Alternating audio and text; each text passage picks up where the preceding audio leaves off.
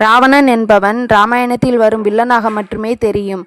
இவர் அறிவாற்றல் நிறைந்தவர், இலங்கையின் வீர மன்னன். அது மட்டுமல்ல, இவர் மிகப்பெரிய சிவன் பக்தரும் கூட. சிவதாண்டவ ஸ்தோத்திர புகழ்பெற்ற பாடலை இயற்றியவர் இவரே. இலங்கையின் மன்னர் தசமுகன் என அழைக்கப்படுவதற்கு காரணம் அவருக்கு 10 தலை இருந்தது. 10 தலை மனிதனின் 10 குண அதிசயங்களை குறிக்கின்றது என்று புராணங்களில் கூறப்படுகின்றன. கோபம், பேராசை, அகந்தை, பொறாமை, காமம், துரோகம், மயக்கம், மதம், மானம், மோசம் இவற்றை ராவணனின் தலையில் பிரதிபலிக்கின்றன.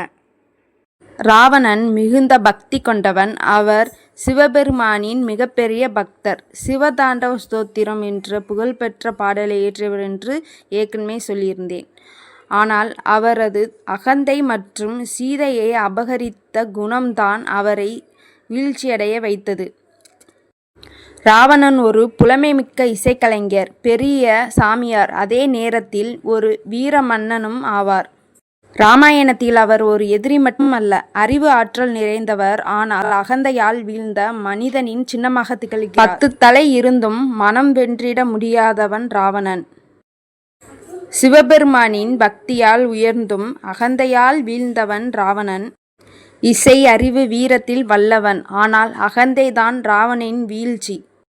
இலங்கையின் மன்னர் தசமுகன் வரலாறாக வாழ்ந்தவர் ராவணன். இவர் திரும்ப பிறவி எடுப்பாரா என்று யாருக்கும் தெரியாது. ஆனால் இவரின் 10 தலைகள் மனிதனுக்குள் 10 குணமாக அடங்கியுள்ளது. இறைவனை கும்பிடுபவன் நல்லவரோ கெட்டவரோ, ஆனால் உண்மையான பக்தியோடு இறைவனை கும்பிடுபவர் கண்டிப்பாக அவர் கோரிக்கை நிறைவேற்றப்படும். ஆனால் இறைவனை தாண்டி அகந்தையில் ஆடுபவருக்கு இறைவனை அழிவை தருவான்.